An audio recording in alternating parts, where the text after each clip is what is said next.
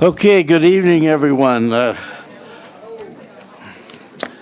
like to call to order the governing special meeting governing board of the Tuolumne County Economic Development Authority of August 8th.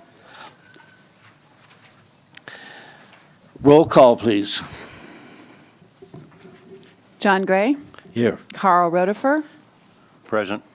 Jim Garaventa, Matt Hawkins, Here. Barry Hillman, David Taney, Here. Jim Gianelli, Larry Cope, Craig Pedro, Tim Miller, Sarah Creel, Carlin Dribdahl. All right, would you please stand and join me in the flag salute? I pledge allegiance to the flag of the United States of America and to the republic for which it stands, one nation, under God, indivisible, with liberty and justice for all.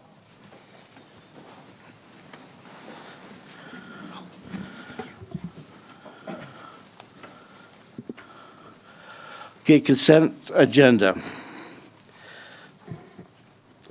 Minutes of the special Tuolumne County Economic Development Authority board meetings on June 28, 2018. Looking for a motion? I'll make a motion to approve. Second. We have a motion by Mr. Gianelli, a second by Mr. Hillman. I'm starting to refer them as Board of Supervisors because I'm used to who's over here. Okay. Thankfully, no. All right. You don't want to be there. All right. So any public comment on the consent agenda? Seeing none, I'll bring it back to the board for a vote. All those in favor? Aye. Aye. Opposed? None. Passes 7-0. Old business, we have none. New business, selection of a vice chair, discussion and possible action. Looking for a motion to replace Vice Chair George Segarini for Vice Chair. Nominations are open. What about our city's mayor? That's a good nomination. I'm looking for a second. Second. All right, we have a motion by Board Member Hawkins. I got to get used to these guys. And a second by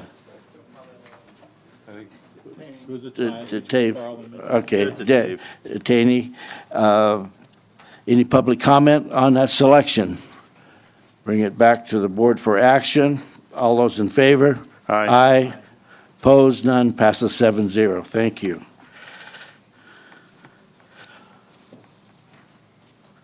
Next item, Innovation Lab closure discussion.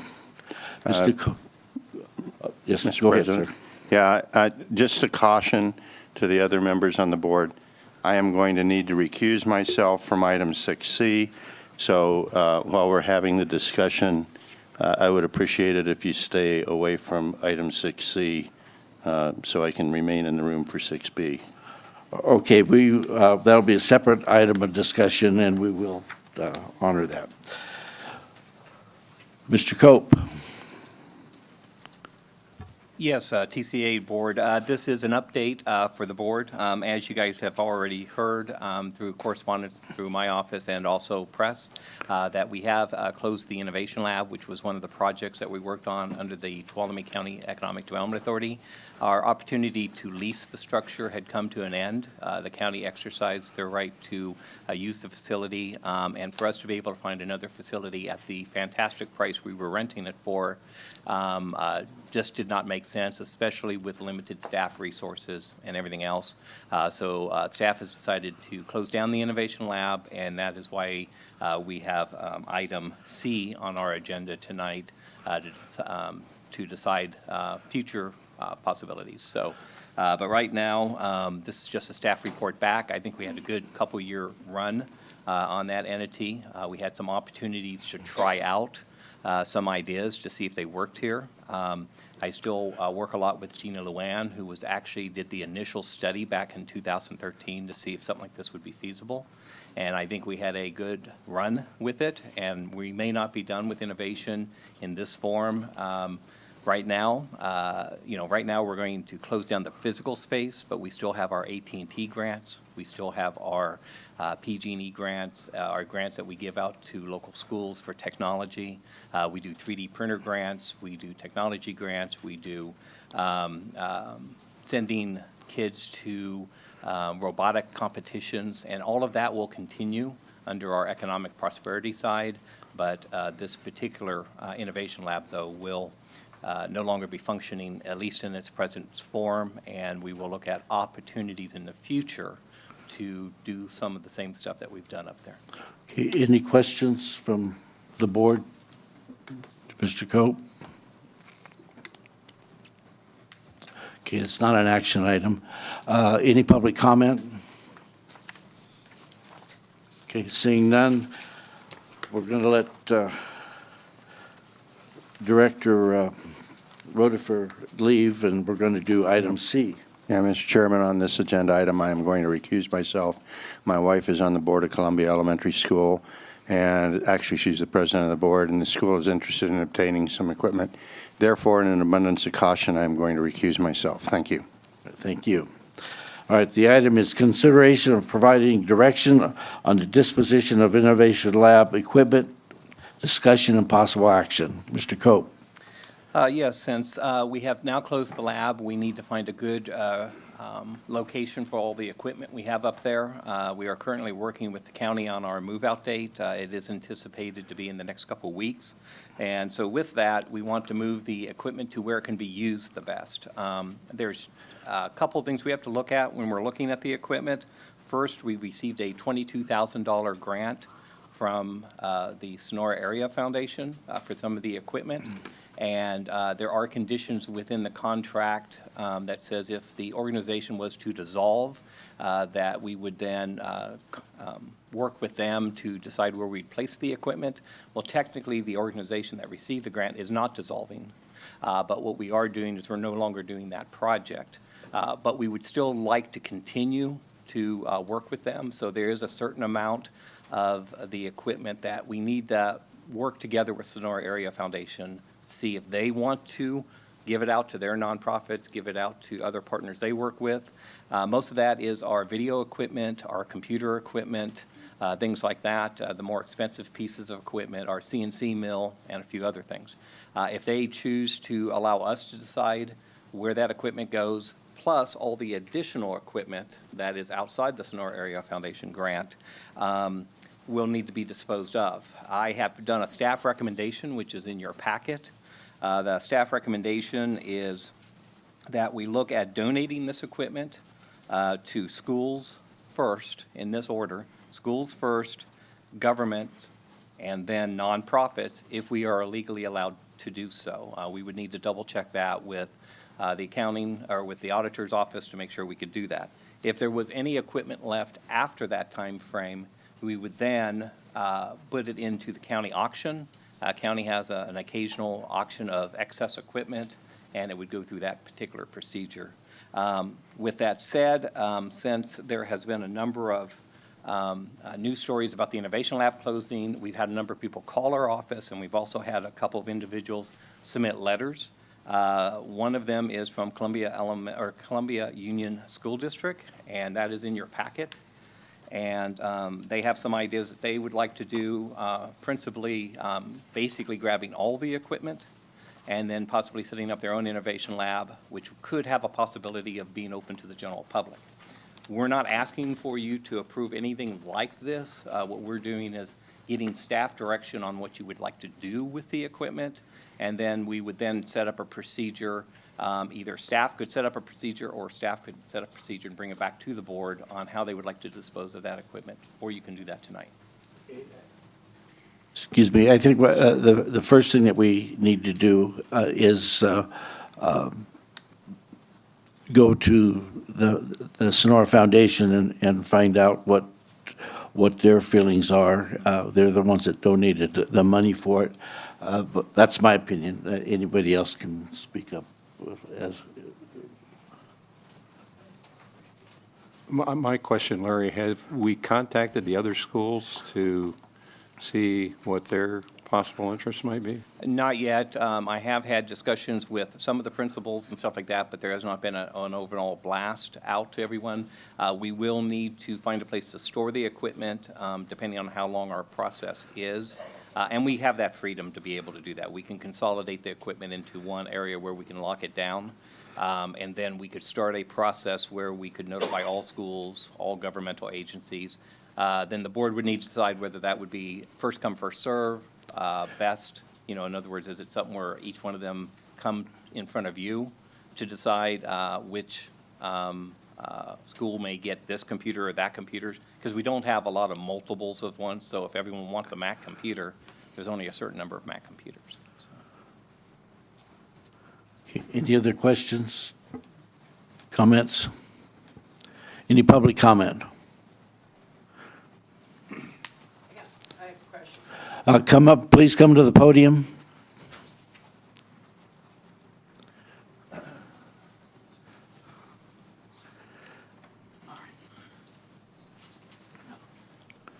When are we going to talk? I want to give a comment about your Best and Best and Kriegel law firm. When's that going to come up? You hired a law firm. Okay, County Council, could you answer that question? I'm unclear with it. That's related to our closed session, which is item 7A on the agenda, and there will be a moment for public comment. Okay. in the room. Okay. Thank you. Yes. Thank you. Any other public comment? Seeing none, do you have clear enough direction on what you need to do? If you can make the direction in your motion, which would basically be, the direction would be for staff to set up a process to eliminate the equipment, or, get the equipment out with considerations to the Sonora Area Foundation grant and any other conditions. Okay. Looking for a motion? Second, motion by Director Hillman, second by Director Gianelli. All those in favor? John, before you. So what I'm understanding is that the order will go is like is in the memo, schools first, government second, and nonprofit. Yes, Correct. correct. Okay, I just want to make sure that that's the priority list. And that is true, and then we will notify all entities that we have contact information on, and we can get contact information on, that this Okay. equipment may be available, and for them to submit letters and information. Okay. Question I would have is under this scenario, there's not enough equipment to go for the need. I kind of see schools first and probably schools only, so, and there might be not enough equipment to go around the schools. How would that be determined who would get what?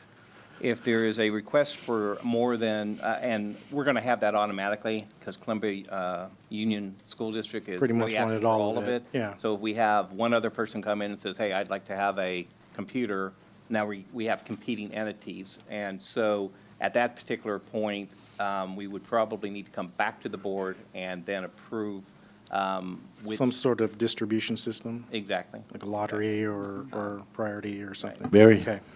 Larry, I'm assuming that after you develop your recommendation for the procedure for allocating the equipment, that you'll bring that recommendation back to the board for some approval. Oh, Is yeah. that correct? Yes. Yeah, Yes. so we'll be Yeah. able to see it then, Jim. Yeah, okay. I have no problem with that then. Okay, any other questions?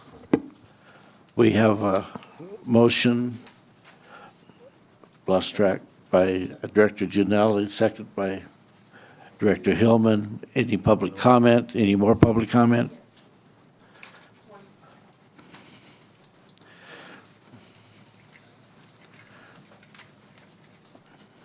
Just a couple of public concerns. I've gone through deacquisition of public property, so I just have a couple of questions. And one would be deacquisition legal process. If SAF, if they gave the equipment to the JPA, is that correct, that the JPA is in ownership of the equipment?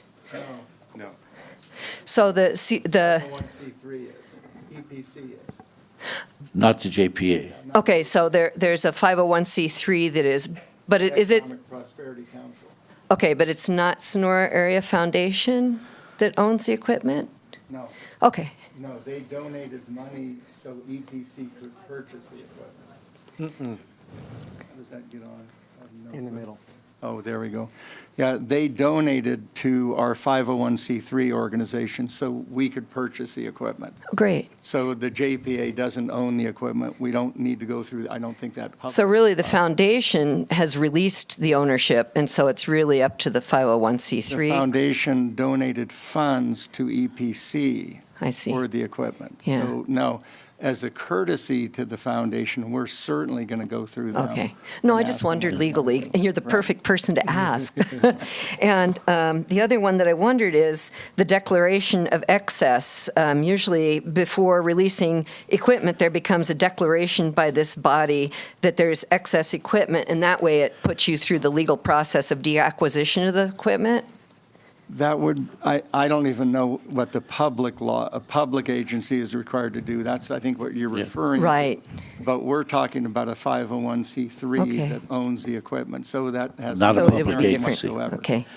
County Council, can you clarify that? Just any policy distribution will go through county council's review, so we will be able to provide that information when it comes back.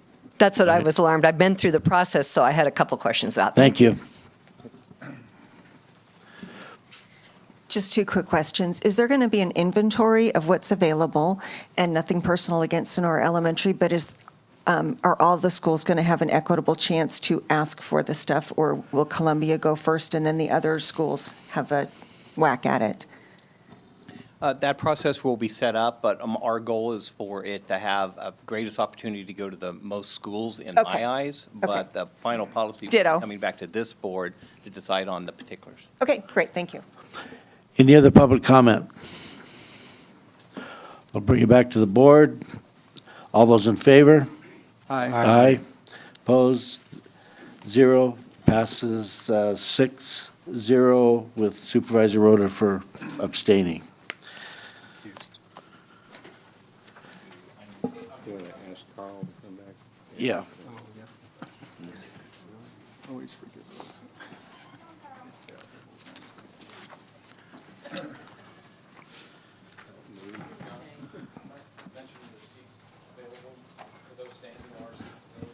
There are some seats available for those that are standing. If you want to look around, they're kind of scattered through.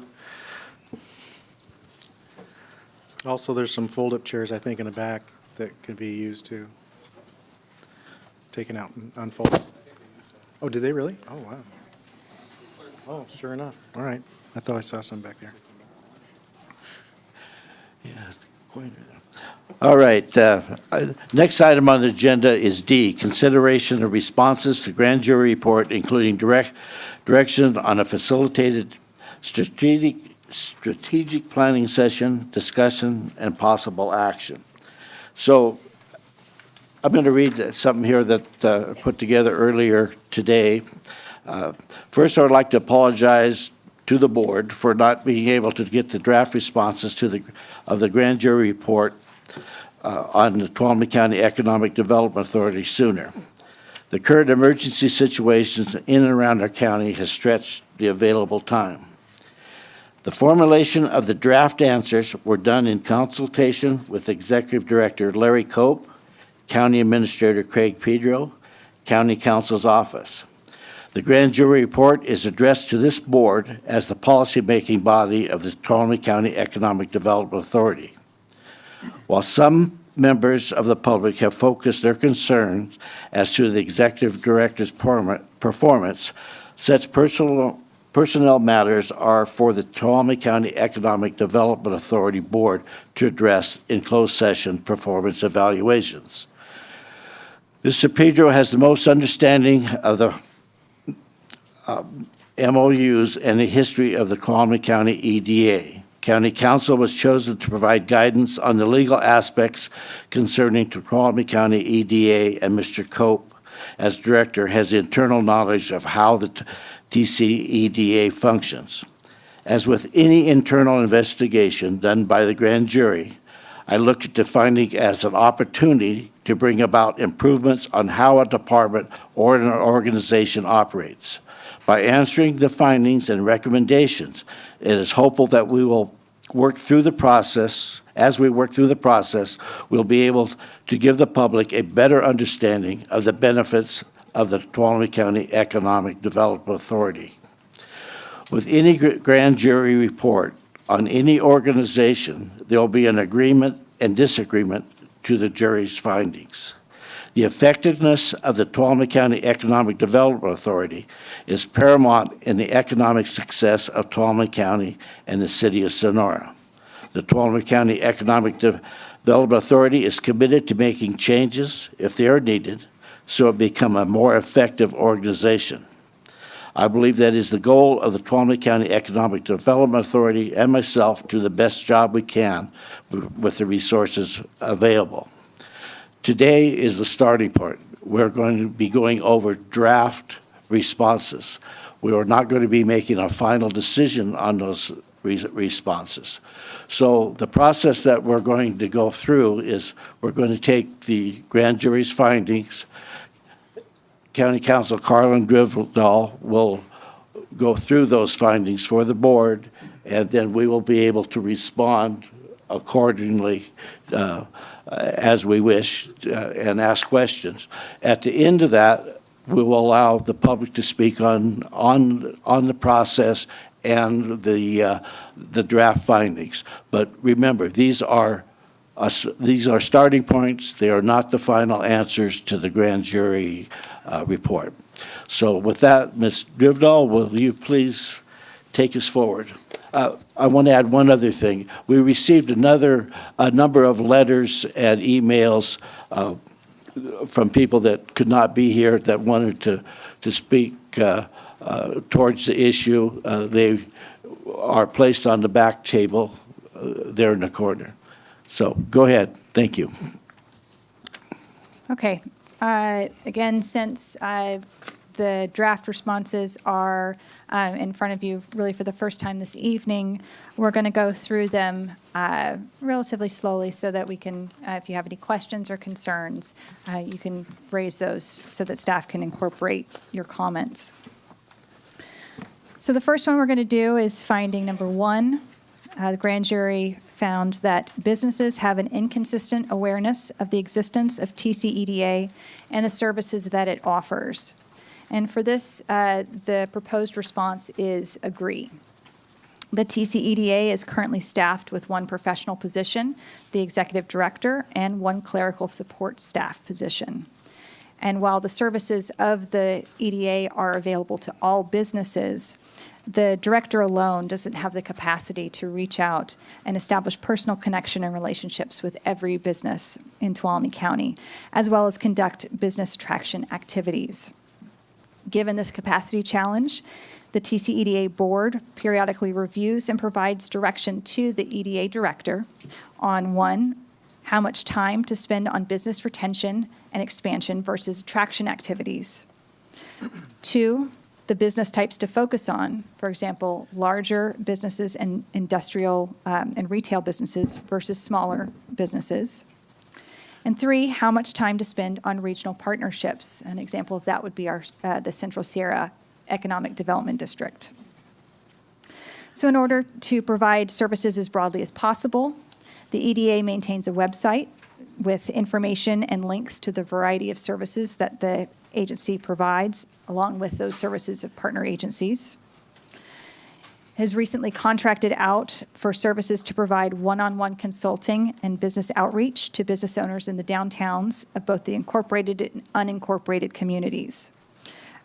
This agreement has an initial term of 7 months with an extension or option to extend the same for 3 additional 1-year terms. The cost of these services was $10,000 for the initial term, and total for the full contract would be $40,000. So that is the proposed response for finding number 1. So if there's any board comments or questions. Any questions from from the board at this time? Just want everyone to know this is the first time we've even seen this, so it's hard to just respond off the cuff. So, go ahead, Supervisor. The only thing that I might offer that might be worthwhile looking at is get a group of people or that are local business owners and enlist their help to maybe evaluate the usefulness of the website and how we might more widely advertise that to all the local businesses in the county so that they know that that service is there. I just don't know how widely the content on that website is known as well. It's a good website, but if people don't know to go there, they won't. You don't always know what you don't know. So that might be something that we could also add into the response, but certainly it would be something that I think we could look at to improve our services. Now, I want to also add that, we have the opportunity also to provide written comments to staff in order to include those in our final recap of the responses. So, any other questions? Okay. All right. So finding number 2 from the grand jury, that the TCEDA's refusal to disclose the specific nature of its activities or the identities of business clients does not allow for independent oversight or auditing and may impact the Brown Act compliance. So here's the draft response. The Brown Act, which governs meetings conducted by local legislative bodies, which does include the TCEDA board. The purpose of the Brown Act is to ensure that all deliberative processes of the board, including discussion, debate, and the acquisition of information, is open and available to public scrutiny. A meeting is defined as any congregation of a majority of the members of the legislative body at the same time and location to hear, discuss, deliberate, or take action on any item that is within the subject matter jurisdiction of the legislative body. The Brown Act does not apply to the TCEDA executive director or other staff. Now, the EDA staff can meet individually with TCEDA board members in order to answer questions or provide information regarding any matter that is within the jurisdiction of the agency, as long as that staff member does not communicate to any other board member the comments or position of any other board member. The TCEDA executive director takes great care to ensure that his interactions with individual board members does not inadvertently facilitate a meeting in violation of the Brown Act, and the grand jury's report does not appear to suggest any such violation.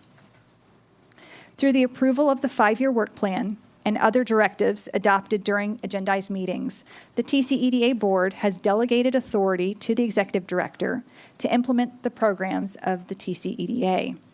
The Brown Act does not require the board to approve every action of the executive director taken under that delegated authority. Neither does the Brown Act require the discussion of the agency's day-to-day operations at a board meeting. The executive director provides a verbal report of his activities at each board meeting during the executive director report. Should the EDA board desire to have the executive director report in written format, the board can so direct. Additionally, the portion of this finding regarding disclosure of the specific nature of TCEDA activities or the identities of business clients relates to issues involved in the Perkins v. Cope EDA lawsuit. Given the lawsuit is pending, it would be inappropriate to comment in any detail regarding this finding other than to disagree with it. However, as it relates to disclosure of activities and business identities, the TCEDA has done its best to balance the need to protect sensitive client data along with the public's right under the Public Records Act to have access to certain related records. The TCEDA has always sought to comply with the law as it understood the law, and once the lawsuit is resolved, the EDA will be free to respond in more detail to this finding. Any questions? I have one. Carlin, is this intentionally, I mean, I know it's intentionally a little bit vague because of the lawsuit, but we don't say agree or disagree. Is that intentional? No, that was an error. The proposed would be to disagree. Okay, thank you. Okay, any other board questions this time? Okay, please go on. Okay. Finding 3, the grand jury. The TCEDA does not follow best practices for public agencies with regard to transparency in the use of public funds. In reviewing this finding, it was a bit confusing as exactly what the grand jury was going after. So the draft response is to suggest seeking clarification from the grand jury on what they were specifically referring to in this finding so that the EDA's response is on point. Questions, comments? Okay, next item.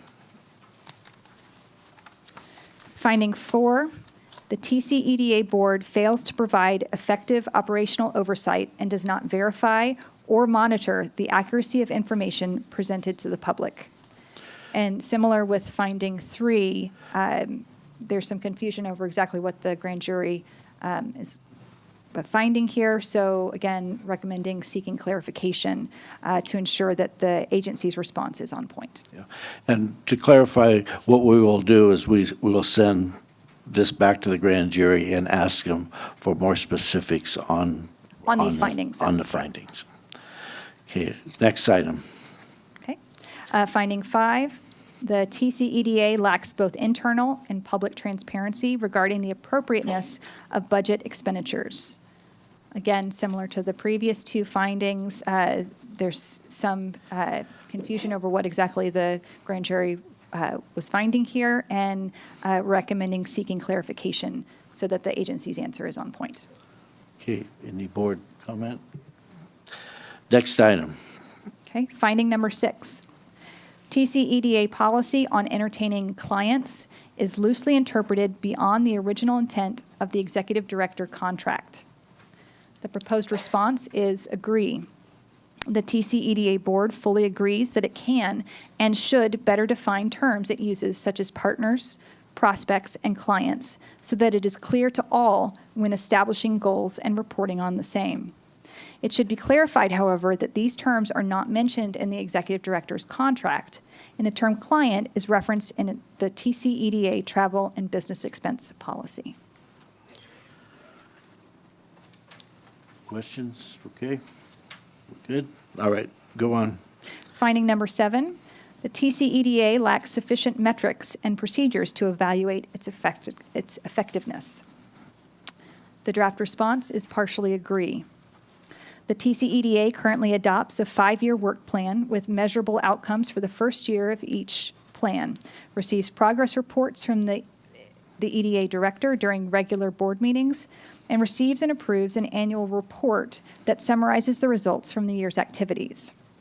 Now, we've attached a copy of the 2017 to 2022 EDA 5-year work plan, and then also a copy of the March 2018 annual report. This general process was cited as a model practice for other economic development organizations by the California Association of Local Economic Development, CalEd, in the April 2011 CalEd publication entitled Growing Thriving Rural Economic Development Corporations. Now, having said that, the TCEDA board acknowledges that this was 7 years ago when the organization was in its infancy. And the EDA has evolved since then, and improvements can be made in this process with regard to goals and measures. Any questions? Okay, next item. Okay. Finding number 8. The grand jury found that the TCEDA board and staff serve on multiple boards and appear to be in conflict of interest. The response draft here is partially agree. The TCEDA board agrees that board members and staff serve on multiple boards, and there could be a perception of a conflict of interest. However, the government code specifically exempts some conflicts of interest for board members who are appointed to a joint powers authority, a JPA board, because they are on the board of one of the governmental bodies that are party to the JPA. Thus, for the Board of Supervisors members and the City Council members, there is no conflict of interest under the law, and they are authorized to serve in both capacities. As to the at-large board members of the JPA and staff, the TCEDA Board will work with County Council to review all potential conflicts of interest. Should a true conflict of interest be identified, it will be immediately rectified. The TCEDA Board finds it important to note that individuals serving on these boards do so in a voluntary capacity. Unfortunately, there are not enough volunteers to serve on all the boards identified in the grand jury report, and as a result, a few committed individuals serve on numerous boards. The TCEDA Board recommends one simply look at the vacancies on the numerous county boards, commissions, committees, and following, which demonstrate the fact more volunteers are needed to serve in these volunteer capacities.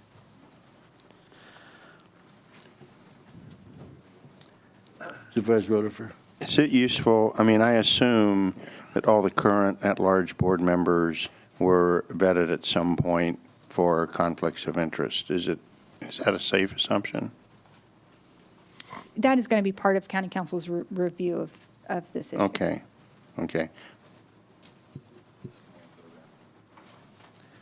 Any other questions from the board? All right, we can move on. Okay. Finding number 9. The Executive Director's vacation policy allows for both abnormally low use of vacation time and abnormally high cashing out of vacation time. The draft response is to partially disagree. The Executive Director's vacation policy is set forth in the County of Tuolumne Executive and Confidential Compensation Plan pursuant to the employment contract between the EDA and the Executive Director. The leave accrual cash-out policy allows members to cash out up to 200 hours of leave per fiscal year, so long as the member has at least 80 hours remaining in leave accruals. Further, leave may be cashed out in excess of 200 hours in extraordinary circumstances and with prior approval. Extraordinary circumstances include things like medical expenses and housing-related issues. The TCEDA Board and the Executive Director complied with the vacation policy regarding cashing out leave accruals as prior approval for the cash-outs in excess of 200 hours was sought and given. Additionally, the Executive Director is considered an exempt employee under the Fair Labor Standards Act. Therefore, the Director is paid a salary and does not receive overtime for any work performed over 40 hours in a week. Exempt employees are expected to work as long as necessary to complete a task, which often includes working evenings and weekends, sometimes even holidays, and while on vacation to complete a task or respond to work-related matters. Given the TCEDA has at most 2 employees at a time, the Executive Director frequently works significantly more than 40 hours per week.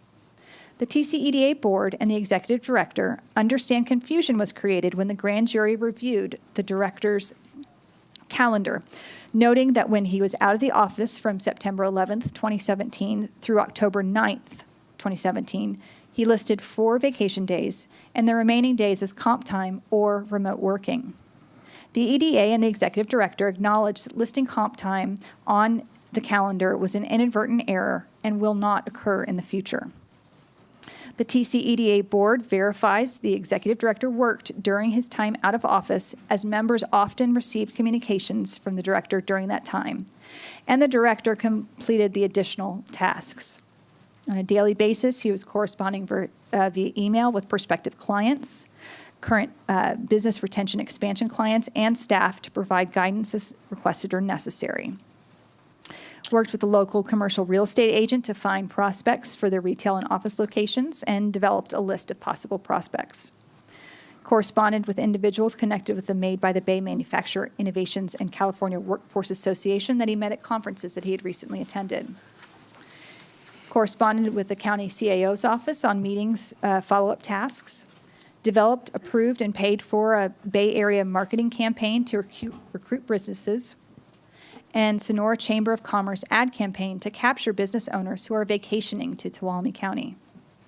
Corresponded with a prospect interested in the former mine site, and communicated with county staff to supply information. Developed and submitted a letter of support for the Sierra Railroad Department of Transportation grant application, finalized a 3D printer donation to Groveland Don Pedro, assisted the Workability Program Director with testimonial for future funding, corresponded with the Workplace Sonora organizers on ways to partner with the TCEDA and the Innovation Lab, developed the October 2017 board agenda, reviewed the September minutes, and generated electronic board packets for both the EDA and the Economic Prosperity Council Tuolumne County meetings. Drafted the Downtown Outreach Consulting Services RFP and sought county council approval. Worked with a subcontractor to update the EDA main booklet and incentives guide. Set the upcoming 2018 meeting schedules, booked appointments to regional economic development meetings, submitted county vouchers via staff, credit card statements and reports, dealt with a internet connectivity issue that actually shut the office down for a short period, partially rebuilt the website and software updates for that. Also updated the CBIG incentives website with current information and responded to city council members' questions with regard to a member of the public. So to the extent that the policy needs to be modified to provide clear direction to the executive director as to when or if he should work during vacation, such action will be taken. Okay. Any board comments, questions? I just want to comment on the vacation aspect of it. I believe it is important, when possible, that everyone takes a vacation, takes some time off. As you can see on this, Ms. Driftall's response, Mr. Cope has a difficult task in that work doesn't stop just because he's not there. So it's something that we need to work on, and we're committed to work on that. Any other comments? Just a couple comments, I guess. At the very last one, I can honestly say I think I woke Larry up one morning. There were some businesses or something wanting to come in. I got contacted. I referred them to Larry. But I'm kind of curious, because I was in this position a few years ago. It's probably what helped end my first marriage, working so much. What kind of hours were you working for a while? I mean, you don't have to give me exacts, but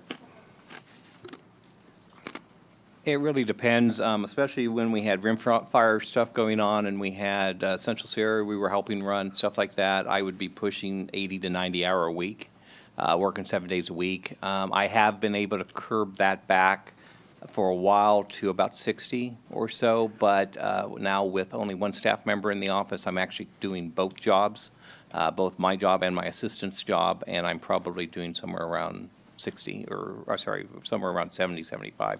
Depends on the week, depends on what comes in and what we have to address. are you getting at least one day off? Depends, Okay, depends. I will say I got a couple days off last week. okay. Any other comments? All right. Next item. Okay. So that finishes off the grand jury findings, and now we're moving into the grand jury recommendations. So the first one, recommendation number 1, that the TCEDA develop a business support guide similar to the incentives and grants guides that indicates business support services offered by TCEDA and other local, state, and federal resources. And this is related to finding number 1. So the draft response is that this has been implemented. The TCEDA produced its first business guide in 2012 with funding support from the Sonora Area Foundation. It was last revised in 2016, and it's attached as attachment D in partnership with SCORE. The business guide lists several local, state, and federal resources with links to their related websites. In acknowledgement of the grand jury's comments, the TCEDA will endeavor to include brief summaries of the various services available through each organization in addition to that inferred in the formatting of the guide and provision of the website links. Any board? Yes, sir. Yeah. This is one that, and we find these in a lot of grand jury reports, and it's not their fault, okay, necessarily. They don't always find what they're looking for.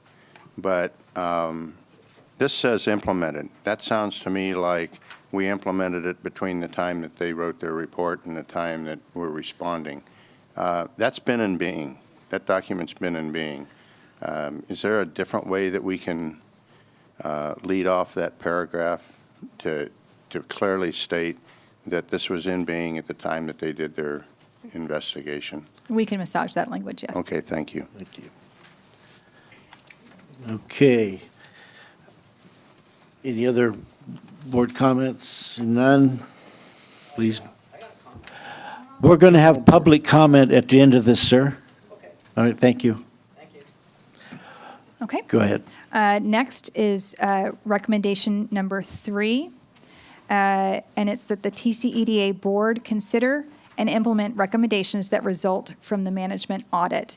Now, recommendation number 2 deals with the management audit that the grand jury is recommending. However, the grand jury has not requested a response from this board with regard to recommendation number 2. However, that can be part of your discussion. Okay, any discussion on that item? Oh, I Go didn't ahead. actually read the response, sorry. Oh, please, I'm sorry.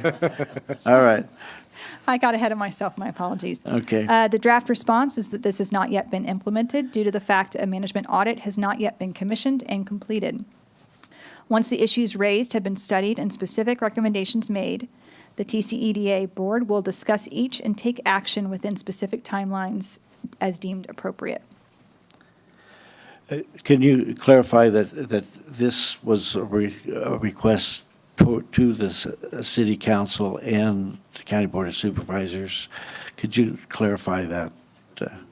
Yes. Want to be accurate. Okay. So the recommendation number 2 with regard to the management audit was that the county auditor retain an independent firm to perform a management audit of the TCEDA operating policies and practices, and that the Board of Supervisors and the City Council of Sonora fund the county auditor in retaining an independent firm. And then the grand jury recommended that the audit include a number of different items. Okay, and that'll be a decision of the board of supervisors and the city council, not this particular board. That's correct. Thank you.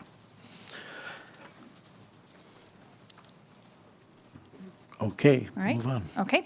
Recommendation number 4, that the TCEDA obtain certification by the California Joint Powers Association. The draft response is that this will not be implemented because it is not warranted. The City of Sonora and County of Tuolumne are members of several JPAs which do not seek or maintain this certification. Obtaining such certification requires a fee, approximately $2,000, and an annual audit that would be in addition to those already performed in conjunction with the Tuolumne County Auditor's Office. Such an independent audit could cost as much as $10,000 per year. This seems to be an unnecessary and partially duplicative process that would require additional staff time and money during a time of scarce resources. Any comment from the board? All right, move on. Okay. Recommendation number 5, County Council review possible conflicts of interest for TCEDA board members serving in various capacities on multiple boards. The draft response is that this has not been implemented, but is in process with some meetings already scheduled. The TCEDA board will work with County Council to review any potential conflicts of interest, and should any exist, such conflicts will be immediately addressed and rectified. This process will be completed by the end of December 2018. I have a comment. Yes, go ahead. It's said before in one of the findings that there was the appearance of conflict of interest, and I would argue there is no appearance of conflict of interest. There's the potential when people sit on this board that are on other boards, and when we have our meetings with county council and we are cleared of any conflict of interest, then I would like that stated as such. Okay. Agreed? Mr. Chairman. Yes. Also, just for the public's knowledge, appearance of conflict of interest is in the eye of the beholder, okay? And there's laws and all of that stuff. I left the room earlier because of a conflict of interest. So just because there's an appearance of conflict of interest doesn't mean that there actually is a conflict of interest. And there are ways when you're kind of in a gray area that you can recuse yourself when you need to. And we do that under advice of county council. Okay. All right, we can move on. Okay. Recommendation number 6, the TCEDA Board develop, describe, and approve a formal policy specifically defining clients and acceptable entertainment of clients, as well as defining a policy of acceptable entertaining of board members and other officials of the city and county. The draft response is that this has not yet been implemented, but will be by the end of December 2018. Okay. Questions? Okay. All right, let's move on. Okay, this is the last recommendation, number 7. The TCEDA Board establish a maximum amount of accrual of vacation time for the executive director per fiscal year. The draft response is that this has been implemented and that accrual caps are already established in Section 13, subsection B of the County of Tuolumne Executive and Confidential Compensation Plan pursuant to the employment contract between TCEDA and the executive director. My same comment on the implemented. Okay, any other questions from the board? John? Yes. Actually, I did want to go back to R4 really quickly. Okay. About the audit, the auditor's audit. How often does the EDA board have an audit from the auditor? It's not a yearly basis. It's like This is R3, R4? or R4 is the certification Yeah. by and the California Joint Powers Association? Right. And it was mentioned in the response that Oh. the annual audit would be already performed in conjunction with another audit being done by the auditor's office. Is that a yearly audit, or is that an ongoing, or is that a 3-year audit, or how's that work? The treasurer for the Tuolumne County Economic Development Authority is the county auditor. And so she maintains all of our records, processes all of our credit cards, processes all of our bills and everything else. And then, and correct me if I'm wrong, Craig, is that then that process goes through everything that the county does. And the county, once a year, has an audit of their books. And our books are included within. Okay. within that. Oh, is Debbie here? I'm sorry. Debbie would you- Batista, are you here? Could you come and clarify that for us? Thank you. Thank you. She could do it better than I can. Thank you.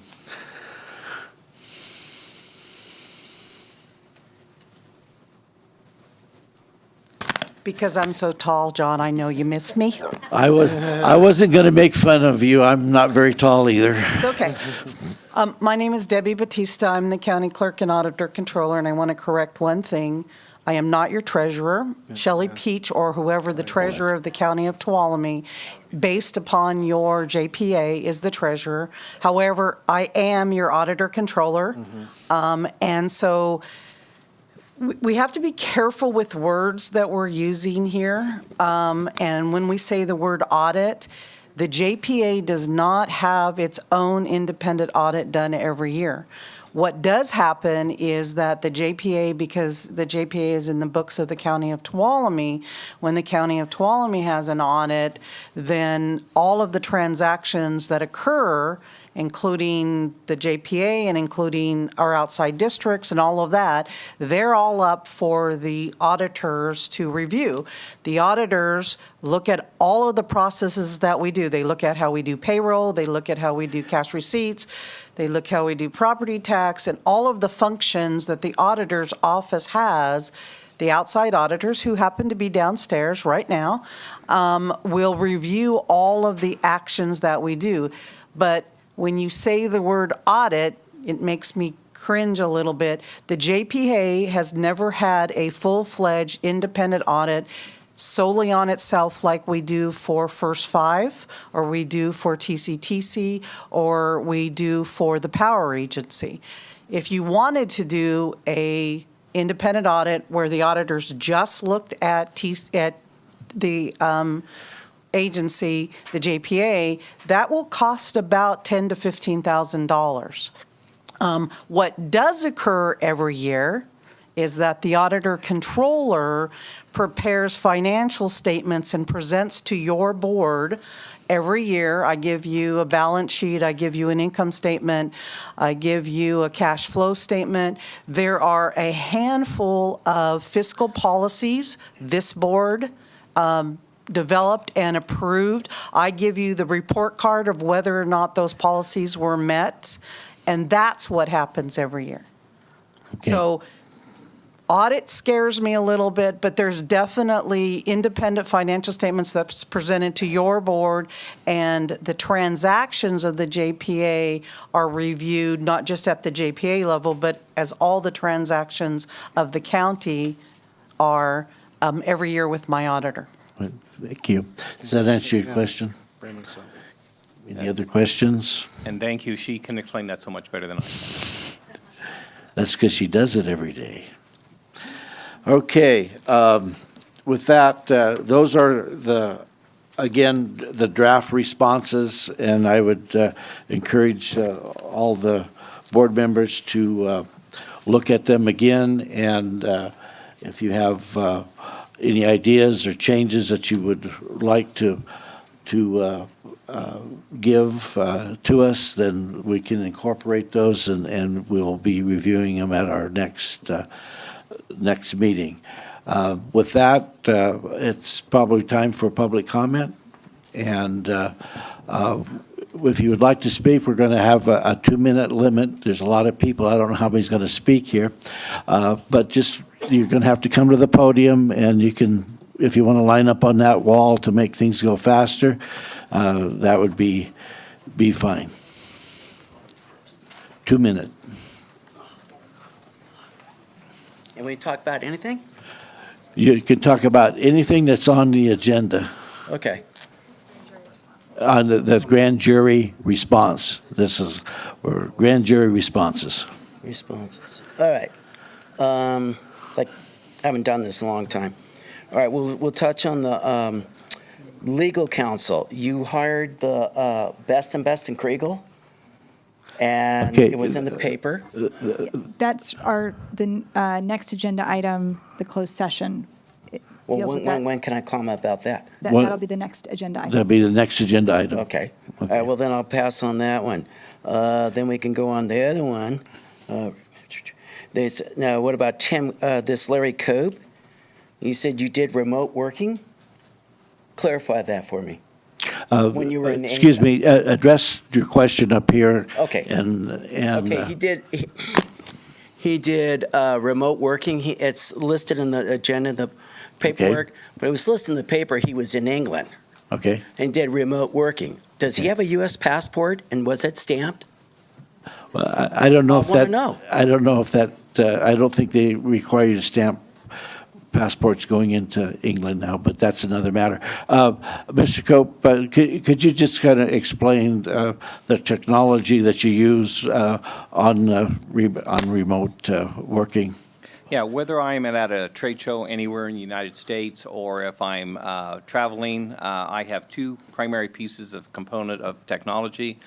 First one is our cell phones, which also have Wi-Fi connectivity, cellular connectivity. In addition to that, I have a Microsoft Surface. That is my laptop that goes with me. Everything in my office is cloud-based. We're very high-tech. We try to do everything electronically as much as we can. And so basically, as long as I've got my phone and my laptop, I can do my work basically anywhere. I've, in fact, done work on plane trips going back and forth between events that I've been going to because I even purchased Wi-Fi on the plane. So I try to make every minute that I work efficient. So yes, I can work anywhere where my phone and my laptop is.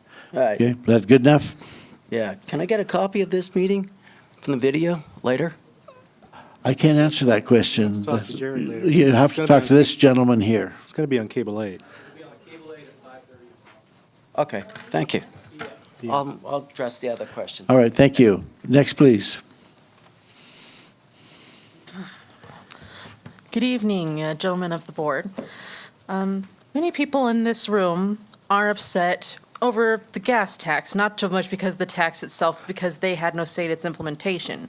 If you think we're upset about our money being taken from us without our say, despite thoroughly documented positive results, how do you think we feel about the revelation that the Economic Development Authority has spent thousands of dollars of taxpayer money on food, drinks, and entertainment, all without any verifiable evidence to show for any of these expenditures? Our agencies are being cut to the bone, our schools are being forced to sell their own property, and our infrastructure is falling apart. And under such conditions, can anyone possibly justify so much extravagant spending with no real oversight or transparency? Numbers are produced with no sources, no data, no explanation of the methods used to calculate them. No proof has been furnished that anything the agency was formed to do has been done. There's no list of new companies that have been attracted by the EDA, no list of existing businesses helped, or if any of this information does in fact exist, they've outright refused to furnish it to anyone else. No progress on business-ready properties by the EDA. No studies have been researched or published. Precious few businesses in Sonora even know that they exist or what they do, and those who have sought their services could have gotten the same help elsewhere for less of our money. Every failure above relates directly to an item of the current 5-year plan, to an explicit goal of the agency set down in writing. It strains credibility that after 8 years in operation, any of these can simply be marked down to inexperience or incompetence. The homelessness task force got very little accomplished too, and it no longer exists. Yet inexplicably, the EDA still does and has one of the most lavish budgets of any department in the city. We found room in the city's budget to spend $460,372 on TCEDA this year alone, almost entirely on employee and operation costs. I have difficulty thinking of arguments preventing this apparently ineffectual, expensive, and redundant agency from being disbanded. Thank you.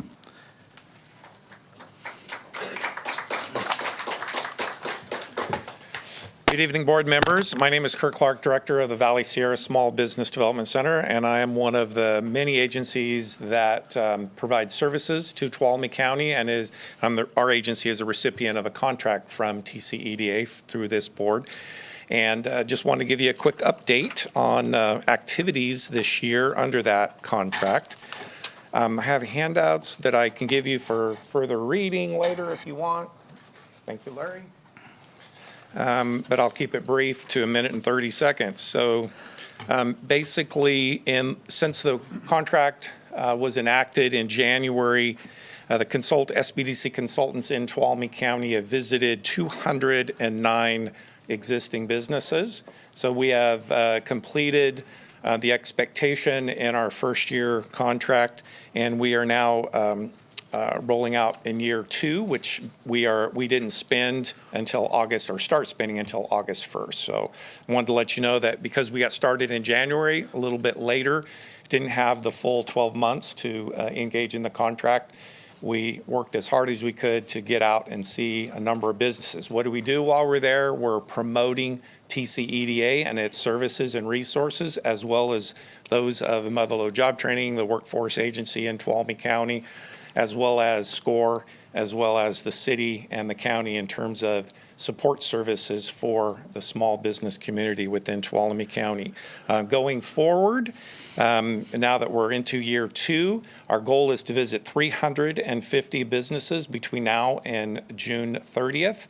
We are rapidly expanding our program. We've added 6 new business consultants to the SBDC team that serve exclusively serving Tuolumne County. And we intend to recruit additional consultants so that we can continue to provide these valuable services to your business community. Thank you very much. Thank you.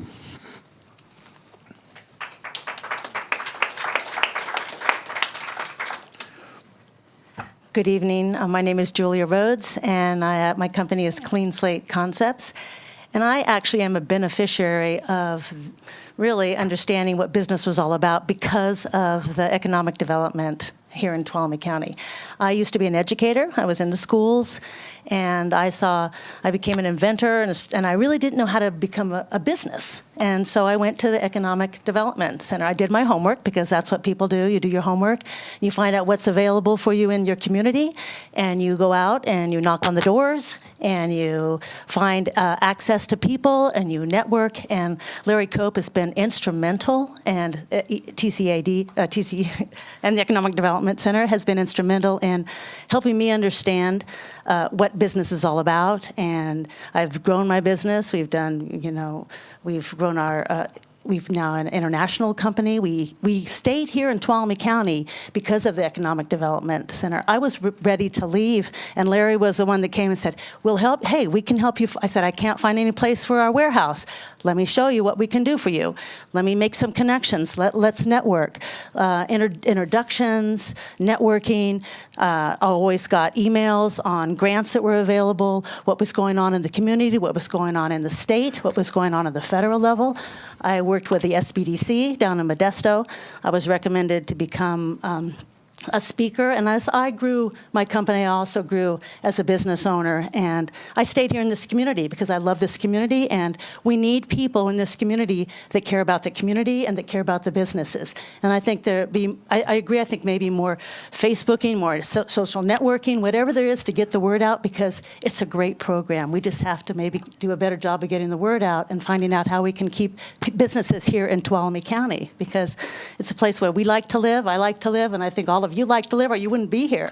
And that's what it's about, community. Thank you. Thank you. Hi, thanks for the opportunity to speak. I'm mostly concerned about how effective we're being. Economic development is very important. Our unemployment rate is very high. If we were just keeping pace with the rest of California, we would have been bringing in 2,000 new jobs over the last 4 years. If we were trying to get more good jobs, $20 an hour would be a good number. So those are the numbers that are being claimed, 2,000 jobs and $20 an hour, but there's no evidence for that. When we look at the retail establishments that have been brought in, we're talking about several hundred jobs maybe, pay is low. So what I'm really asking for is, can this be made public? What jobs are we bringing in? What are our targets? What kinds of industries are we looking for? Are they going to bring in good pay? There's been the argument that this information is private. I have 25 years experience as an executive at Hewlett-Packard.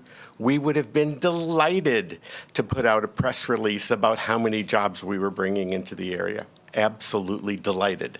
So it's a little hard for me to argue that it's the businesses that are keeping us from doing this, and I would ask for some transparency so we can be more effective. Okay, thank you. Any board comment? Agreed. I don't think we would ever want to inhibit a business from talking about what kind of impact they've had. I think the issue is about the demand for information under the Freedom of Information Act, and that would be non-discriminatory or discriminating. All businesses would be discovered at that point.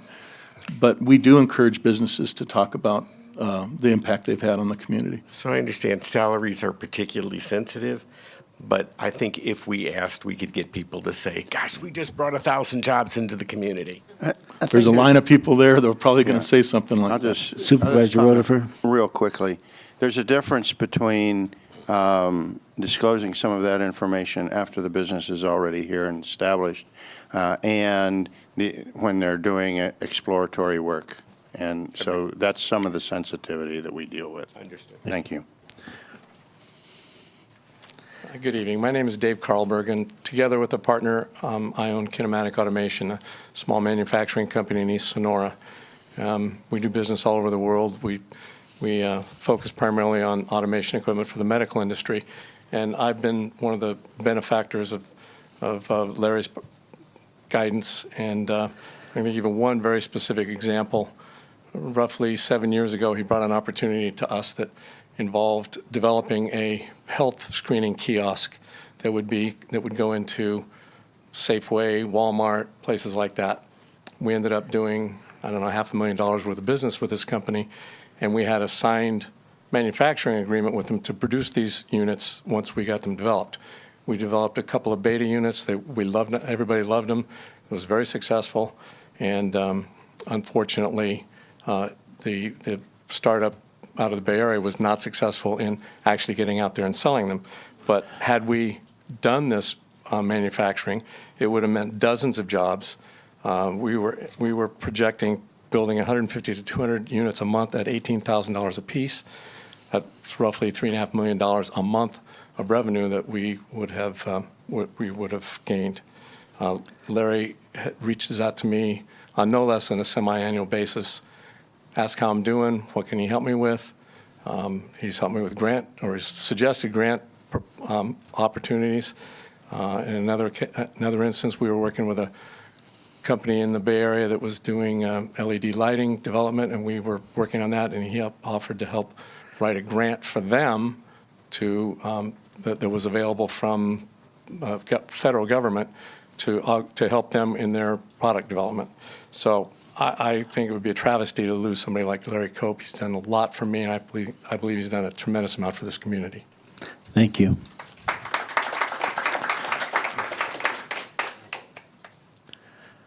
Hello, I'm Shar Wrighton. I am the CEO, author, and president of Zoophonics. I'm also the co-director and owner of Safari Learning Academy.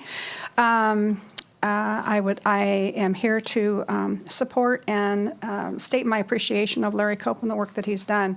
When we first started Safari Learning, it was 11 years ago, and we remodeled a place in the gym.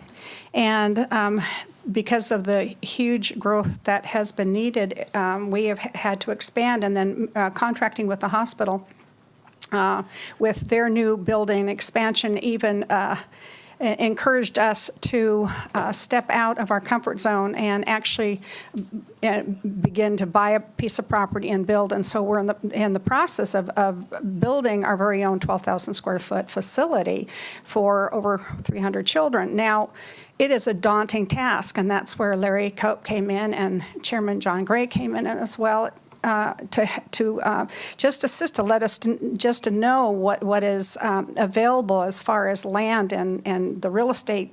That whole process is daunting task. Small business loans, looking into that, and just funding. There were so many pieces. Permitting is probably the biggest one, and the frustrations that go along with that. And so the thing that I appreciate most about Mr. Cope is the fact that gosh, anyone who's ever dealt with any of this type of people will talk to you, and then they'll say, they'll be there for the minute, but then their job pretty much is over, and then you don't hear or see from them again. And that is not the way it is with Mr. Cope. He's one that can't tell you how many times that I've heard, I've gotten calls, emails, et cetera, late at nighttime, how you doing, how's it going? So anyway, I'm here. I have a letter also. I have two letters here for me, so I'd like to share. Thank you, and we'll take the letters. Thank you very much. Thank you. Next, please. Hi, my name is Dwight Folene. I'm the founder and chair of the Groveland Trailheads Mountain Bicycling Club. We were established in 2013. We're a nonprofit 501c3 chapter of the International Mountain Bicycling Association. Briefly, our mission is to help improve local economy. We're all about economic development. We're also there to help our community, our local youth, by developing recreational trails. Recreational trails bring economic development to rural communities. There are numerous examples of how this is accomplished. Recreational trails are a solution to many challenges rural communities face. Mountain biking may be done year-round in our area, so having trail systems will bring people here during the shoulder season. I'm speaking on behalf of our entire board of the Groveland Trailheads. We are all volunteers. This is our first nonprofit any of us has ever dealt with in being board members and having roles of this magnitude. Groveland Trailheads has been working with Larry Cope and the Economic Development Authority since 2013. We have a partnership with the TCEDA. Currently, we have two trail systems in different stages, that Larry Cope and the TCEDA have been involved in. There's a lot of work that has to be done before any building of trails can begin. Until these 2 trail systems are finally signed off, the Groveland Trailheads are unable to seek funding, though we are working with Larry Cope on strategies for funding once we have the final work and the okay for the 2 trail projects. This is very time-consuming to come up with a plan on how to get a lot of money. Larry's been awesome about that. He's always been available to us for meetings and advice. It's been a huge benefit to the Groveland Trailheads. Larry Cope introduced the Groveland Trailheads to Scott Gordon of Contour Logic. He has his business here in Tuolumne County. He is a person that does trail system designs and planning, which is very important to building sustainable trails and trail systems that last. It was a great relationship that Larry has introduced us with this gentleman, Scott Gordon. Since we don't have trails, we've had 2 trail stewardship summits, and we've also done a big mountain bicycling event in June 9th, and it's all been the help of the Economic Development Authority and agencies like that. And Larry Cope has just been awesome, and we can't thank him enough for what he's done for us. Thank you. If I can add one thing, Scott Gordon is one of our individuals who was in the Innovation Lab and was one of the companies that we worked to attract here, and he actually had an office in the Innovation Lab. Thank you. I have a quick question. The paper stated, besides being a GPA, it was also a CSD. Is that correct? Okay. So there. I would like to make some suggestions. All the community service districts have to have an annual audit. It could be done. I read every single minute since September 16th to June 18th. You've only had one in that time. You should have an annual audit. You should have it available to the public. It would take care of a lot of this transparency issues. It's just best practices. County Council does an excellent job about explaining how the law is the minimal and the minimum, and we should always strive for excellence and be above it. You could do a much better job for transparency. I agree with the grand jury report. You need to have You file with the state controller's financial report. You should have a link on your website to that. You should have annual audits available to the public. And as far as businesses, I think most people want to know, since it was stated 2,000 businesses were brought here, or jobs, just a list of the businesses. That's not anything that's in the works. That's already done, stated, and it would just go a lot. Perception is everything. I would like to correct earlier comments. Perception in the community goes a long way, and it would really help with the transparency just to have a list of businesses. Okay,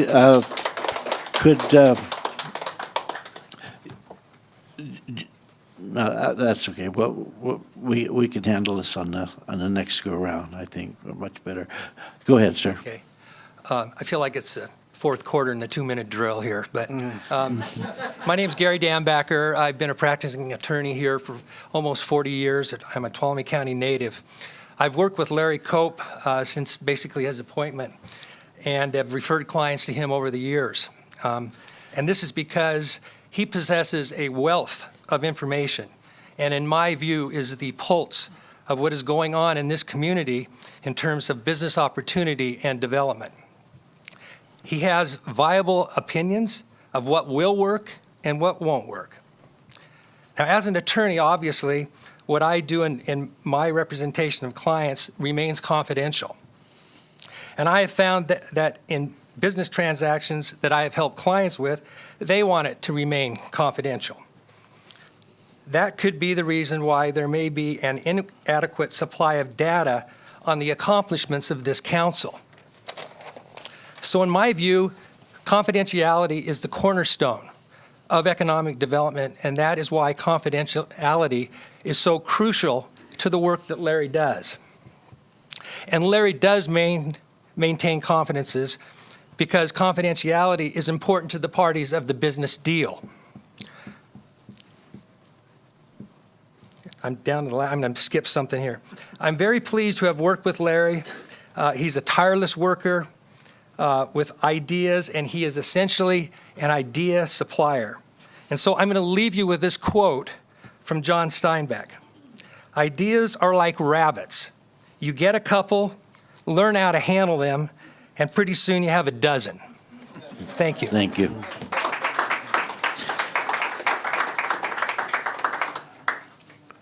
Hi, Barbara Dressler, Sonora. It's not unusual that after 10 years in business with TCEDA that Larry can get some testimonials. But the grand jury asked for a list of the businesses that he's worked with, and they never got it. His excuse was that there were business secrets, confidentiality. The problem is, as was suggested, once a business is here and it's operating, there's no reason for that. I talked to Kathy Galino. She's the economic director in Calaveras counties.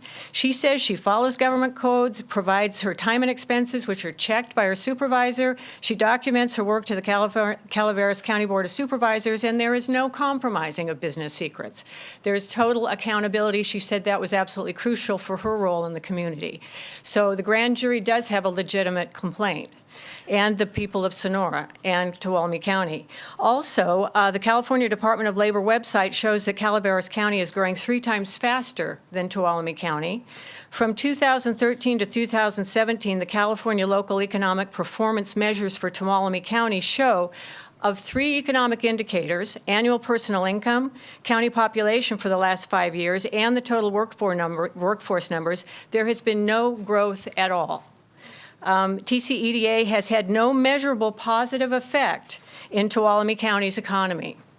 Tuolumne County taxpayers have more effective improvements that they can make with $500,000 if there is no measurable effect for TCEDA other than testimonials and refusal to provide documentation. The grand jury states that business, administrative, and managerial practices do not meet professional standards, and I disagree with Council's discussion that you need more information. I have never, anybody who has read that grand jury report, it is full of information, gives documented step-by-step ways of repairing these problems. I have more information to share, but 2 minutes is not enough. Thank you. Thank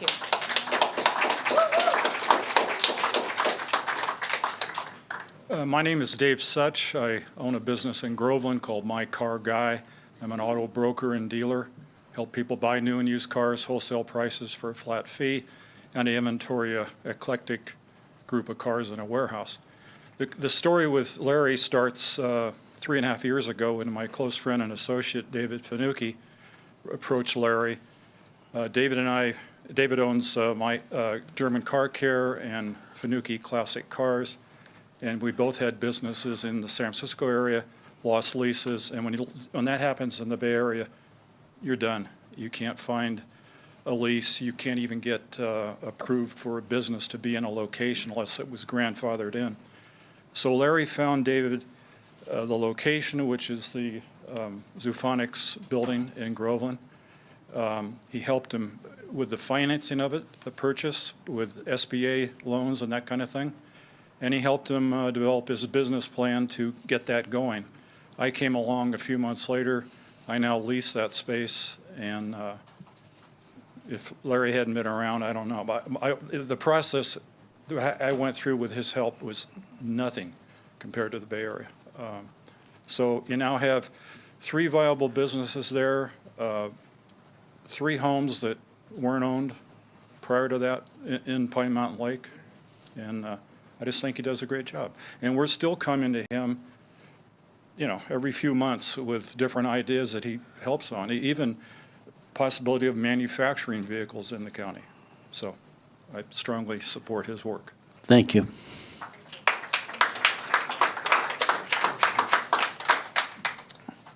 Hello, my name is Brian Carter. I'm the president of the Armstrong Clark Company here in town.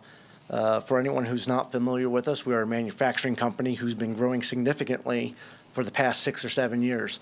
The reason that we are still here in Sonora is because of Larry. About 5 years ago, we were looking at growing to Texas, Colorado, or Nevada, and it was because Larry had stepped in, rolled up his sleeves, found us a place to move to, and then in that process, participated in all the meetings to get everything done in the timely fashion we needed to be taken care of to retain us here in Sonora. Since that move 5 years ago, we have quadrupled our square footage, doubled our employees, and salaries have gone up significantly.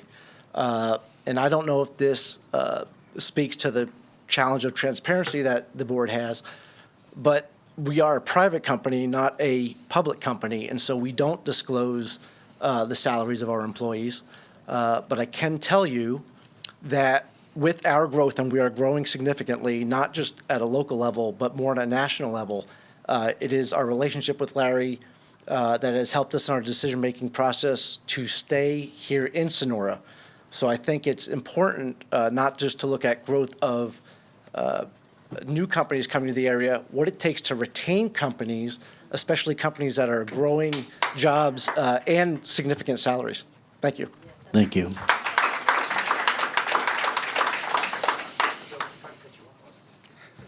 Hi, Gary Sipperly from Twinehart. Just a quick note to tag on to the request for transparency, which I think you folks really need. If my back of a napkin math is correct, and I wouldn't promise that, if an audit would cost something like $10,000, which to me is a lot of money, that's around 2% of your budget. I don't think that's too much to ask.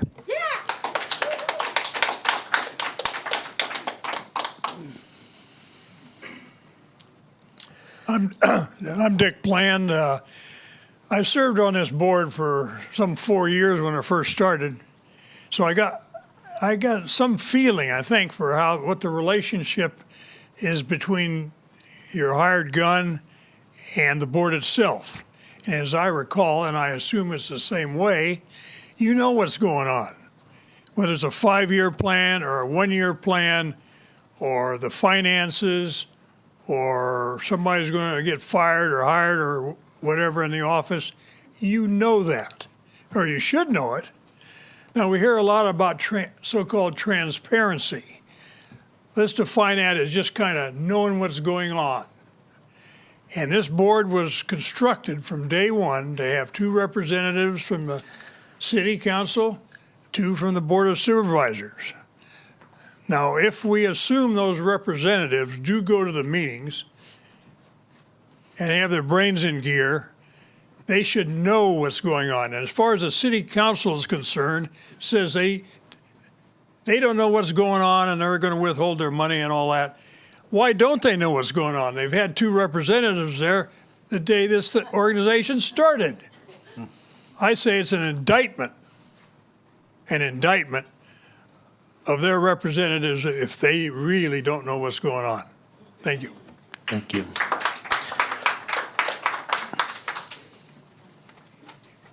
Hi, David Morgan. I guess just a comment that I thought the grand jury report was about TCEDA, not about Larry Cope. Seems like there's a kind of a cult of personality here about Larry Cope.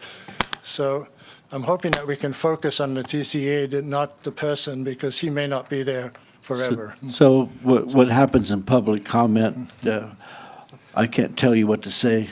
Yeah. It's, Okay. You can say what you want, but you're just Can I have an responsible for extra- what you say. extra I'll give 5 you 10 minutes? seconds. Anyways, my point is about the audit. The amended joint powers agreement that was dated November 15th states that in section 705, and I quote, "The audited controller shall be, in accordance with section 6505 of the Act, cause the books of the account and other financial records of the authority to be audited annually."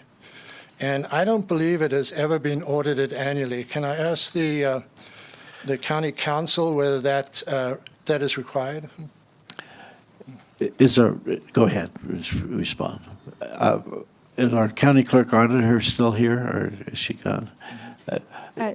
Go ahead. It's my understanding that you've submitted a correspondence to the auditor controller. correct, yeah. I saw that earlier this evening, Right. and that would be something that I'll be looking into to be able to provide an answer on that issue. Okay, thank you. So I believe it is required according to that section, and there's other California code sections that are mentioned. So I think we should have an audit, and I think the TCEDA board should pay for it because that's also in the joint powers agreement. Thank you. Okay, thank you.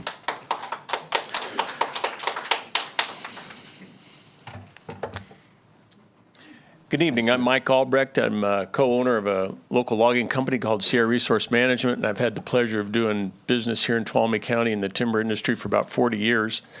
And I've been involved in several different projects here in Tuolumne County, and I got to say one of the highlights was helping site the Pacific Ultra Power Plant here in 1983. And that success was, on that venture, was directly tied to a great economic development corporation we had at that time. They welcomed Ultra Power, helped them through the hurdles, and it was all done with a smile and a warm handshake and action. And I'd say today, Larry and the Tuolumne County Economic Development Corp keeps that welcoming attitude alive, and they welcome existing and they keep existing and welcome new businesses. And I'd say the fact that we have a timber industry and 6 different markets in this county is directly tied to the past and current economic development support. So having said those nice things, I mean, how can I prove any of that? So I asked Vicki, I said, my wife, do you got anything on Larry? She went in her file and I got 80 emails here. And I said, holy mackerel, give me a couple. So I'll real quick. Larry working on Ultra Power issues, working with a small business venture called All Biolabs, forestry wage statistics and multiplier effect. Larry helping our company look into the SBA program. Larry working on disaster relief funding for business hit by rim fire. Larry seeks to find site for Phillips and Jordan, which is a big deal in the tree mortality stuff. Press release, Larry does the growth, the Tuolumne Growth Fund. New businesses have a source for capital. On and on, too many here. Last one, though, I got to get in. It says, Mike and Vicki, just doing my quarterly check-in to see how business is going. Do you need any help from us at TCEDA? Larry always checks in with us. Timber industry would be here without Larry, but it wouldn't be doing as well. And I thank you for all you do. Thank you.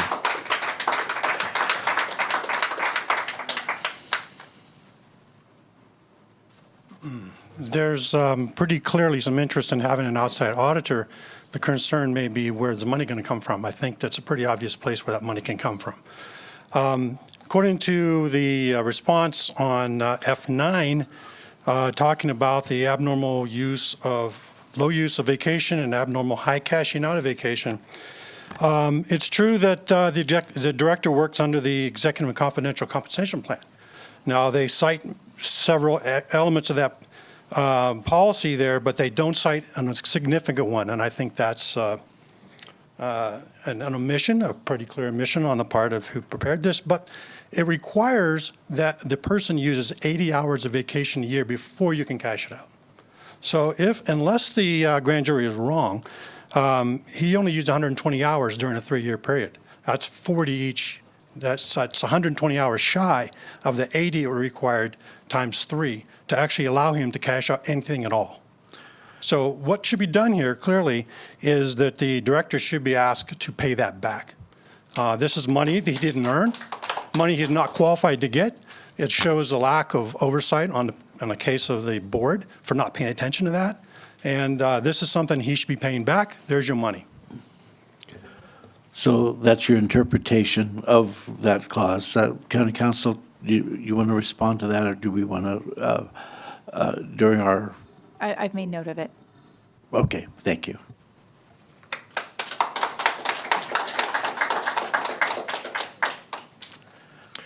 Good evening. My name is Mike Lemke. I'm a co-owner of Miramont Homes. We focus on housing and community development projects in our greater community.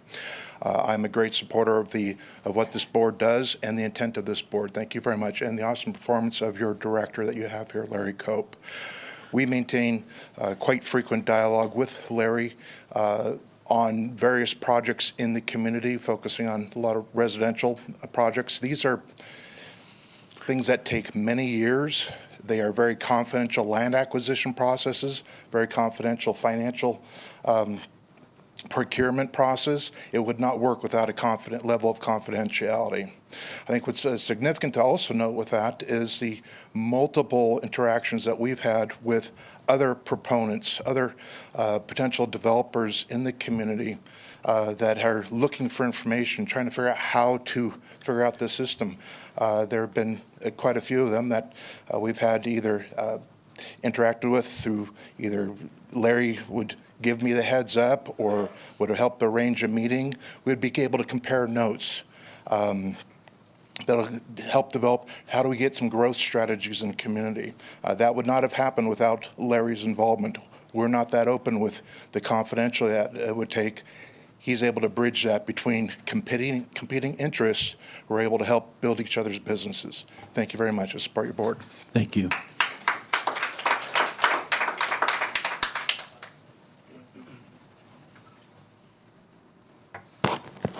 Good evening. George Sigarini, owner of City Hotel Restaurant in Columbia, along with my son. And when we made the decision to move from Sonora to Columbia, there were a lot of questions that we had. And during the 2.5 years now that we've been in Columbia, we've had several meetings with Mr. Cope in regards to the business and what we could do. I remember one of the earlier meetings was, do you have a website? Which seemed kind of obvious that we didn't, because if you looked us up, there was no website. So Larry suggested, but might be one of the first things you want to do is look at developing a website, which we did with Larry's help. And then he asked, do you have means of making reservations through the website? Well, no, we didn't, but that's something we probably should look at, which we did do. So we had several meetings with Larry over the years. I never asked Larry in those meetings to keep anything confidential because I didn't feel it was necessary. There were some things probably that we discussed that should be kept confidential, and I'm sure it has been. And I applaud Larry for doing that. As the comments that Dick made in regards to City Council and their decision to withhold funds, sorry, Dick, I'm not on the council anymore, so I had nothing to do with that. And a lot of the accusations that have been made by several people, I've sat on this board for 4 years, and and the board meetings are public meetings. I don't recall seeing any folks there to try to get some information about the operation of the EDA. Thank you, George. You're welcome.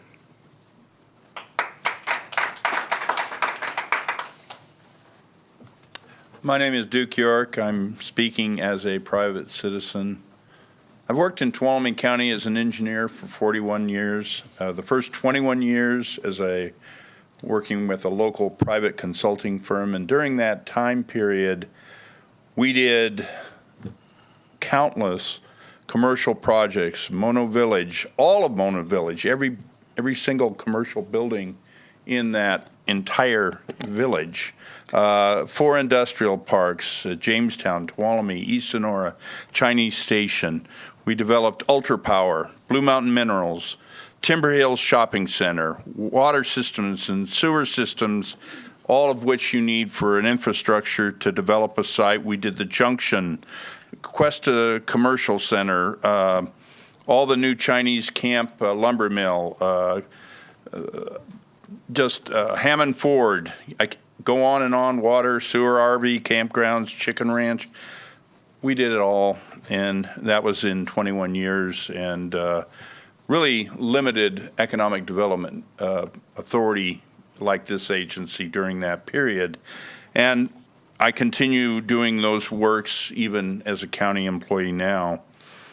I'm concerned that the funds currently dedicated to the Tuolumne County Economic Development Authority are not being used efficiently, and that Tuolumne County has many other needs for these funds. I do agree with an economic development need in this county, and the question just becomes, what is the best way to spend that money, and whether or not we are getting the best bang for our buck. So that is what I perceive is the issue before the board. Thank you.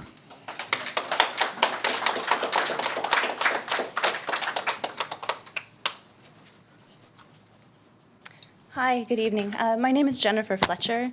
I'm here on behalf of Motherlode Maker Labs. I would like it known there is currently a community makerspace in Sonora, one that's been operating for 3 years now. And after hundreds of hours of volunteer work, our group was the group that was forced out of a partnership with the Innovation Lab when the parameters of that project were changed drastically, suddenly, and without discussion. And then false accusations were then made against us. This happened directly after receiving the Sonora Area Foundation grant. I would like to state for the record that my experience working with Larry Cope and the TCEDA as the apparent oversight group of that project, I assume, was the #1 worst experience in my 10 years of community work here in Sonora. He single-handedly estranged the entire core group of local volunteers who were working to help open the Innovation Lab. Thank you.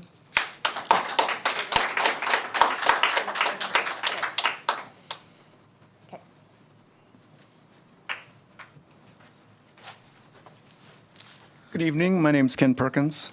I just have a few comments. I don't think this really should be about an individual. I really do think it's about an organization. And I'd like to address the grand jury report regarding no database of businesses being served, issues addressed, or reflections on lessons learned in the report. The grand jury report reported that that there were no comprehensive list of all past or current businesses served by TCEDA.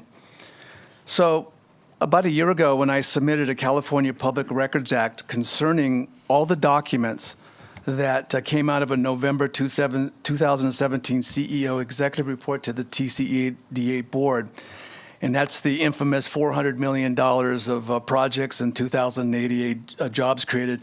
I was told by general counsel that these documents are classified as trade secrets, so my request was denied.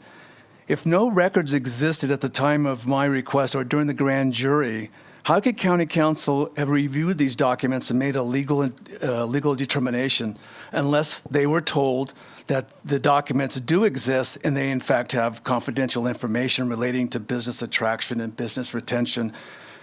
Before my lawsuit goes before the Superior Court judge in November of this year, I believe it is incumbent on this board to find out what the truth is. I recommend that no audit be conducted until this important legal issue of transparency is resolved in a court of law.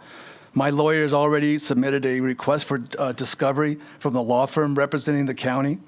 We want a list of all documents that are considered secret. And the court date is scheduled for November 16th at 1:30 p.m. in Superior Court. Until this matter is resolved, no one should be doing an audit. I understand the board will be holding a closed session after this meeting, and I can tell you definitively, if we don't get to the truth about the documents that, the transparency of these documents, I will not settle my lawsuit. Thank you.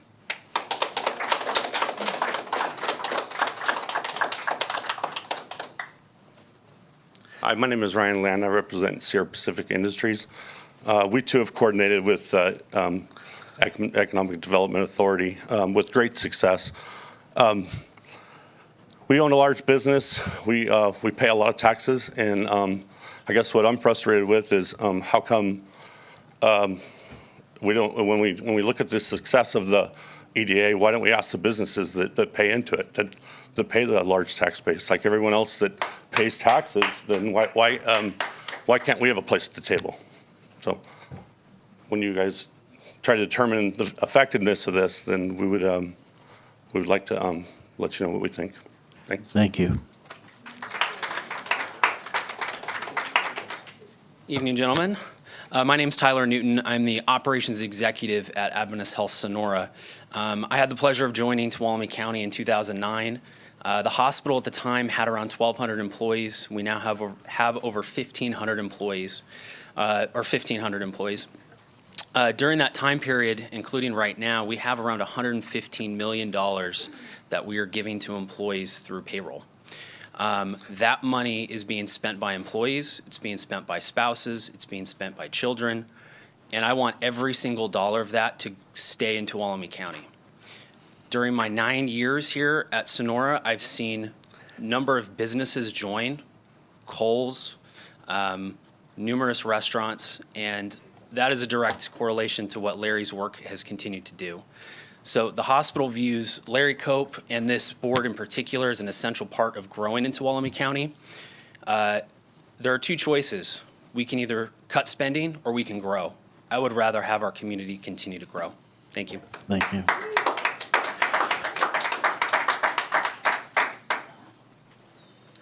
Good evening. My name is Andy Singh, and I'm on ARCO on Highway 49, and I'm doing a next door Dairy Queen project. And I can say proudly, Larry, he helps a lot, and how he convinced the Dairy Queen people to bring that location, that awesome job. I cannot explain like A to Z everything here. And also in this meeting, I'm not disclosing my second project in this county, which Larry introduced me, the seller, in 2014. I gotta tell you one thing, it's not easy or create a project in 1 year or 2014 he introduced those sellers and I'm still struggling. They approved the land from city and we are working on that thing and hopefully I'm closing escrow next month sometime. And yes, I don't know his salary about or our tax money going, but at least our tax money going in some good way, you know. Yes, another thing, he did reply my emails or my text message at 9 o'clock at night. Thank you. Thank you.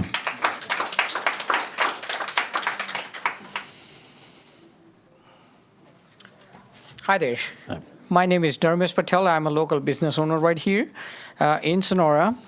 I just want to let you know that Larry did a wonderful job. He has helped me every day, not every day, but every time I need help, I go to him. He's the only person in county that I can ask him anything besides even business. For example, we are short of some housing project here in Sonora. We were sitting one day and he was saying, yeah, we need more housing. I'm here, I bought some local property right here and I'm developing those projects and I couldn't find any of the developers locally here or somewhere outside in Modesto or Turlock. He's the one who told me, let's move on with this project. He said, any help you needed, building those houses, I'll be here for you. And he set up a lot of contact with me. And I'm really happy that he's here and I'll support him. I don't know if county needs him or not, but I do. You know what? I'll tell you that for sure. Thank you. And I'll keep him. Thank you.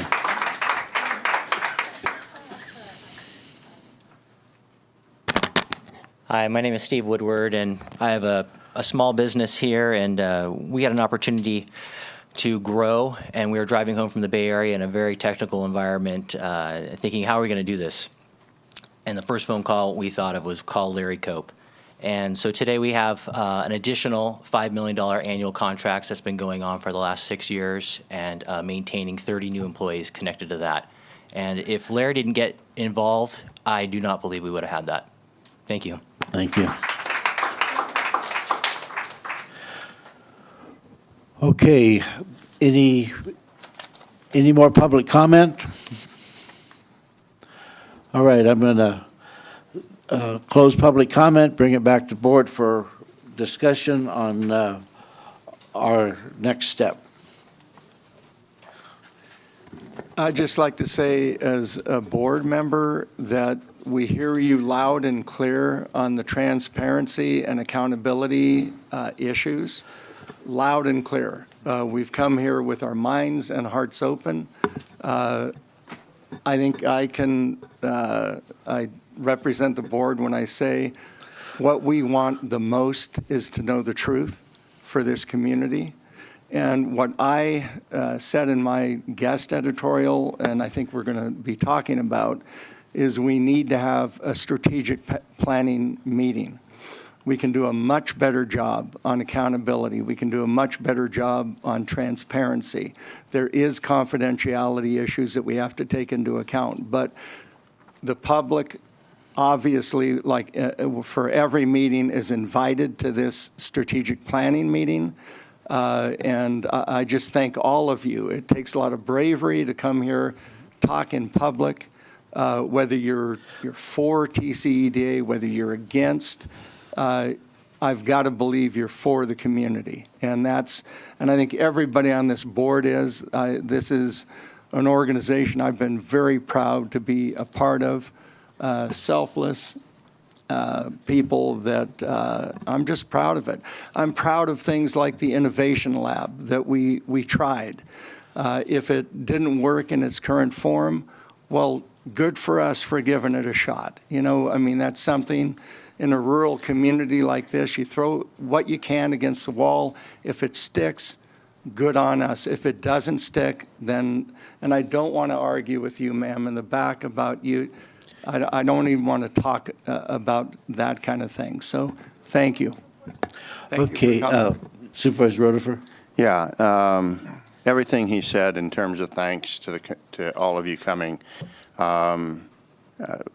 whether you believe it or not, both sides, hearing both sides is a very important part of a deliberative process. And I value that. I always have. I hope I don't get to the point where I don't. So again, thank you for coming. We do hear you. I do think that one of the things that we at least need to look at, and I'm not making a judgment at this time, but I think one of the things that I would recommend that we do look at as part of the strategic planning is the relative value and payback and all of that stuff of an annual audit. So I think that would, if nothing else, that would provide some cover. But I just and some transparency, and I think that that's really important. Again, not making a judgment on it, but I think that that's something worth considering. And again, thank you all.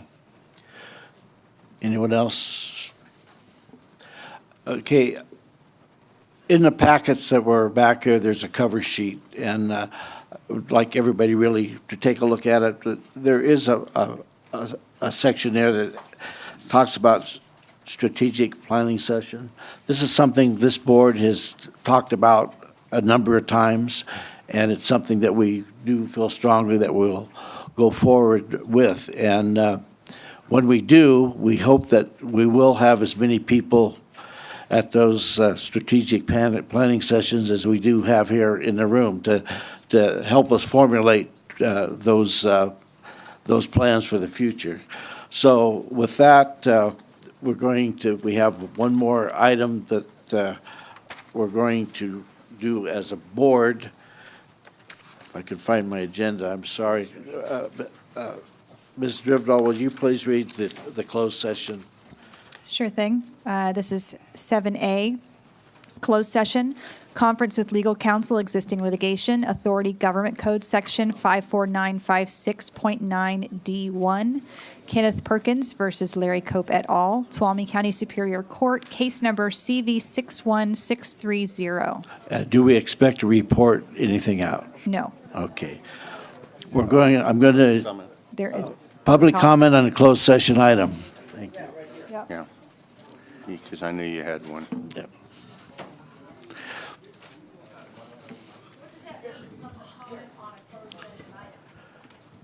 Just what it says, so you can comment on the item. All right. Go ahead. I didn't introduce myself. I'm John Flynn. I'm a private citizen. I'm off, and I'm just here because I'm concerned about what I read in the papers. I grew up in a newspaper family of investigative reporters that goes back, our guidelines that I was taught were under 1927, and they're still in existence. So for the legal counsel, why did you hire Best and Kriegel at $530 an hour when you could have done, that's your job? No, now, please address that. Okay, that's her job. To me. Okay. That's her job. That's not pawning it off onto some law firm. No, sir, we have a capacity issue on how many lawsuits can a group of attorneys handle. We have a capacity issue. This board, Ms. Drivdahl did not make that decision. This board made that decision. So that's how we're handling it. Yeah, but at $530 an hour, let me finish. They're going to double bill you. That's going to come out to $1,030 an hour.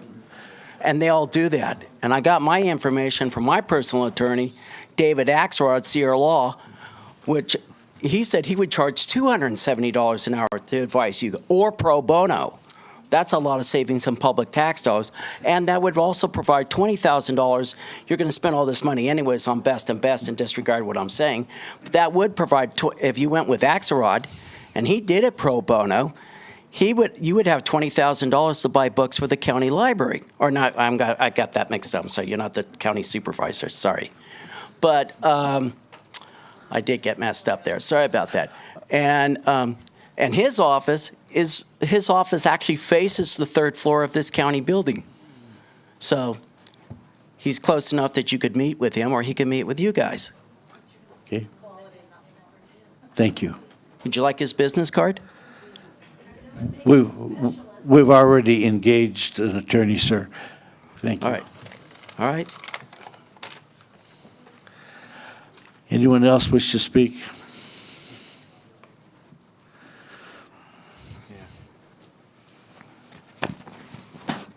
I do not want to spend one single dime on a personal vendetta from someone who wanted answers and never once came to a TCAD board meeting and asked to have his questions answered. Thank you. Thank you.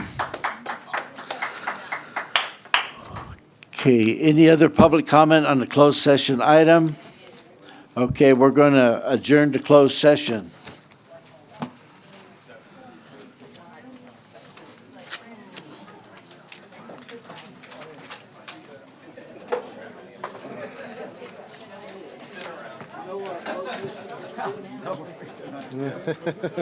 Surveying? I know. I'll get the recliner type next time.